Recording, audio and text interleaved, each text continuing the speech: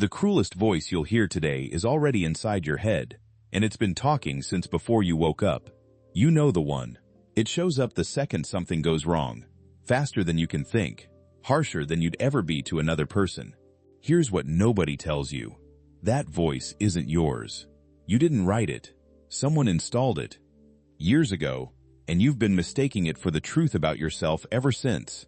By the end of this, you'll know whose voice it is, why it's still running, and how to change what it says. So stay with me, especially if you've been hard on yourself lately. This one's built for you. Here's what's actually happening, because it's stranger than it feels. When you were small, you couldn't regulate yourself. You needed outside voices, adults who set the standard and told you when you were off track. But those voices don't leave. They get internalized. Psychologists call the result an introject, a mental recording of an authority figure that keeps playing long after the person is gone. Freud called the harshest version the superego. So your inner critic isn't a flaw you were born with. It's an echo, the tone of someone demanding, replaying in your head as if it were the truth about you. And it's almost universal. So if you've got one, you're not broken, you're not weak, you're populated. There's a difference, and it matters. So let's find them. Try this right now. It takes 5 seconds. Think of the voice that's hardest on you, the one that shows up right after a mistake, and ask, whose voice is that, really?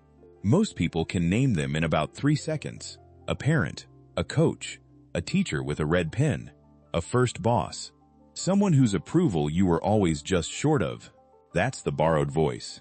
Someone you stopped reporting to years ago, who you somehow never stopped working for. And here's where it gets useful. Because the question was never whether they were good or bad. It's what kind of hard they were. Because that's what got installed in you. People argue about this endlessly. One camp says pressure is toxic, go easy. The other says pressure builds character, stop being soft. They're both wrong, because they're fighting over the wrong thing. Pressure was never what decided whether you got built or broken. Whether it came with safety, that's what decided it. A Harvard researcher named Amy Edmondson found that 2 things, measured separately, decide everything. How high is the standard? And how safe is it to be wrong on the way to meeting it? High standard, with safety, the learning zone. Picture a forge. The heat is real, the standard is high, but you're allowed to be wrong while you get good, so the pressure shapes you. That's the demanding teacher people thank for the rest of their lives. High standard, without safety, the anxiety zone. Picture a furnace. Same heat, same standard, but with no safety, the heat doesn't shape you. It just burns. And here's the cruel part. In the furnace, you can look fine from the outside. You hit the targets for a while, but underneath, you stop taking risks. You stop admitting mistakes. You stop trusting yourself, because every error became evidence that something was wrong with it. The furnace doesn't break your performance first. It breaks your self-trust first. And the voice it leaves behind doesn't correct you. It condemns you. And that was never a verdict on who you are. It was just the temperature of the room you grew up in. There's one more piece, and it's the strangest part. It's called the Pygmalion effect. When someone genuinely believes in you, their expectation quietly lifts your real performance. In one study, instructors were told, at random, that certain trainees had high potential. They didn't, but the ones those instructors believed in measurably outperformed the rest. Belief alone, assigned by chance, raised real results. And it runs in reverse too. So a hard voice that believed in you and a hard voice that didn't are not the same voice. Even if the words sounded identical, one was pressure as a vote of confidence. The other was contempt, wearing the mask of high standards. And whichever came with yours, that's the belief your inner voice still carries now, every day, in your own name. Now here's the turn, and this is the part that's yours to keep. You are not a child waiting on an authority figure anymore. You're the one running the voice now.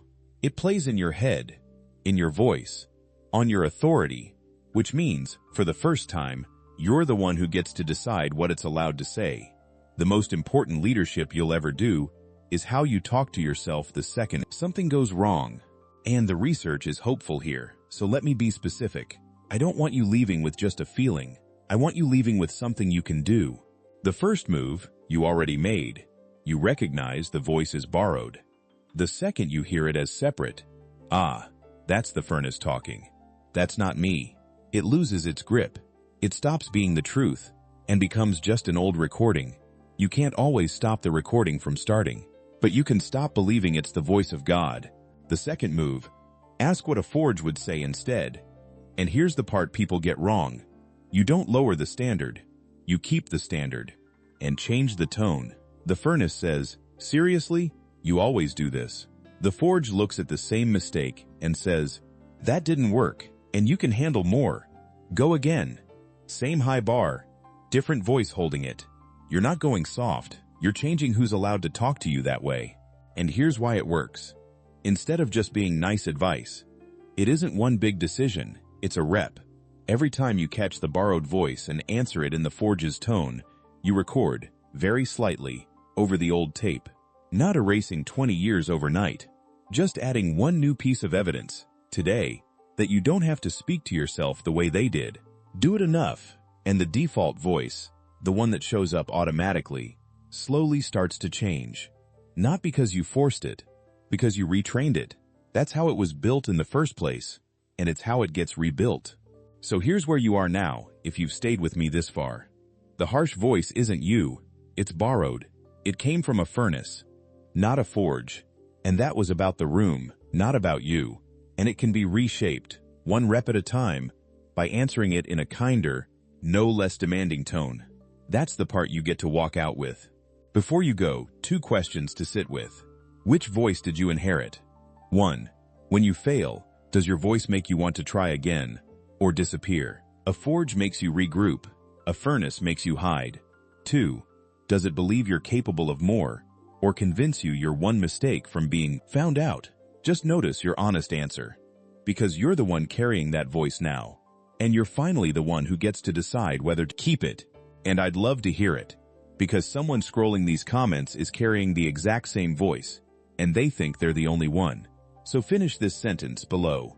The voice in my head sounds like, and it always says, be honest.